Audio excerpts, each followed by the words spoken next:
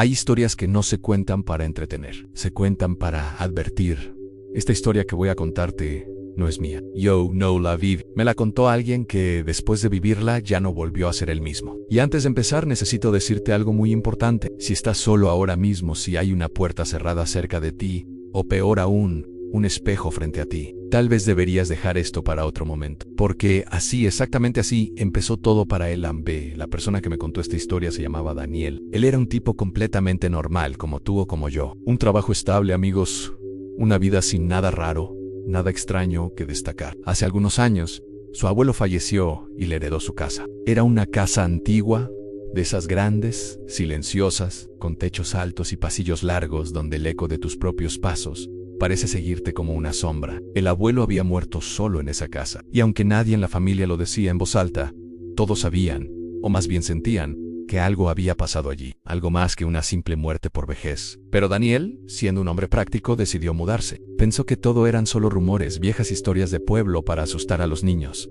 Qué equivocado estaba. La primera semana fue tranquila, demasiado tranquila, de hecho. El silencio era tan profundo que casi dolía, hasta que comenzaron los sonidos. Por las noches, cuando todo estaba en calma, Daniel escuchaba pasos. Eran pasos lentos, arrastrados, como si alguien caminara por el pasillo de madera sin levantar los pies del suelo. Siempre venían de la misma dirección, el largo pasillo que llevaba a su habitación, y siempre se detenían justo frente a su puerta. Pero cuando se armaba de valor y abría, nunca había nadie. Una noche, harto de la situación, decidió hacer una pequeña prueba. Apoyó una silla de madera contra la puerta desde adentro. Si alguien intentaba entrar, la silla caería y el ruido lo despertaría. Se fue a dormir sintiéndose un poco más seguro. A las 3 de la madrugada, un ruido seco y violento lo despertó de golpe. El corazón le martillaba en el pecho. La silla estaba tirada en el suelo, pero la puerta seguía cerrada con el pestillo puesto desde adentro. El pánico empezó a apoderarse de él desde ese día. Daniel empezó a dormir con la luz del pasillo encendida. Sentía que la oscuridad le daba a esa cosa, espada, pero no sirvió de mucho. Una madrugada, ya casi al amanecer, escuchó algo diferente. No eran pasos, eran 3 golpes, secos, lentos, fuertes, con intención toc, toc, toc.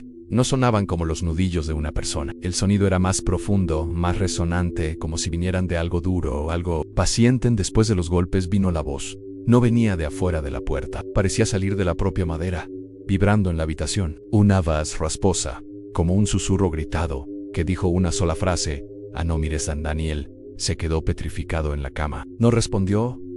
No se movió.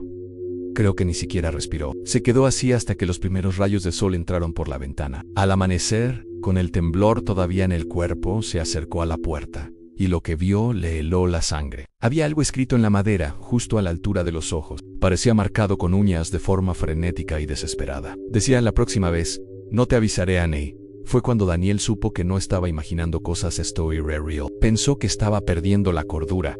Buscó ayuda desesperadamente. Fue a ver a un sacerdote, que le dijo que rezara y que eran sugestiones. Fue a un psicólogo, que le habló de estrés postraumático por la muerte de su abuelo.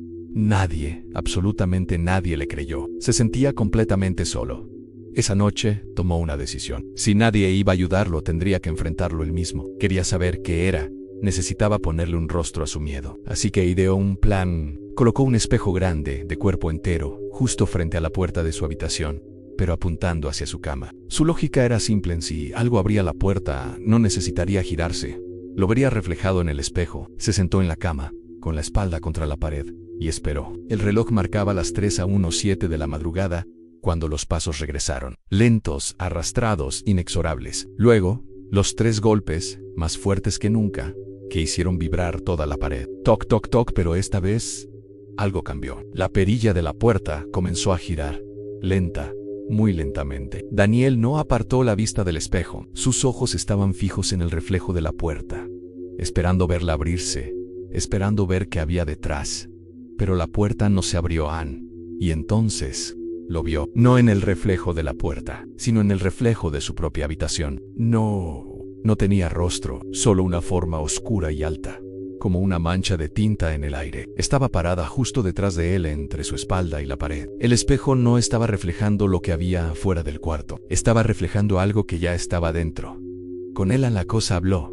No movió la boca, no tenía una... La voz apareció directamente en su cabeza, clara y fría como el hielo. Le dijo: ¿A tu abuelo también? Miró a Daniel, entendió. Él también quiso saber qué había detrás de la puerta. En la voz continuó, sin emoción. Ahora tú sabes. En ese instante, Daniel comprendió algo terrible, una verdad que lo rompió por dentro. La cosa no vivía en la casa, no estaba atada a las paredes ni a los pasillos, vivía en quien la veía. El abuelo no murió solo en esa casa, murió acompañado, por eso que ahora estaba ahí, respirando en su nuca. La cosa se pasa. Daniel salió corriendo, no gritó. El miedo era tan absoluto que le robó el aliento. Saltó de la cama, abrió la puerta de un tirón y corrió. No tomó nada, ni su cartera, ni su teléfono, ni los leaves. No volvió la vista atrás. Jamás regresó a esa casa. Me contó esta historia meses después, en un café ruidoso a plena luz del día. Sus manos temblaban tanto que no podía sostener la taza. Había envejecido 10 años. No podía dormir, no podía estar a oscuras, no podía estar solo. Antes de levantarse, se inclinó sobre la mesa y me dijo algo en voz baja, algo que, hasta el día de hoy, me eriza la piel cada vez que lo recuerdo. Me dijo, lo peor de todo es que eso no se quedó en la casa.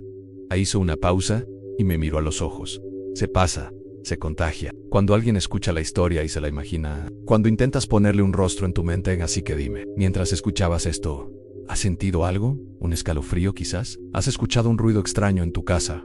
Porque sí lo hiciste, si por un solo segundo te imaginaste a esa figura oscura detrás de Daniel. Tal vez ahora ya no estás solo. Gracias por escuchar. Y ten cuidado con los espejos.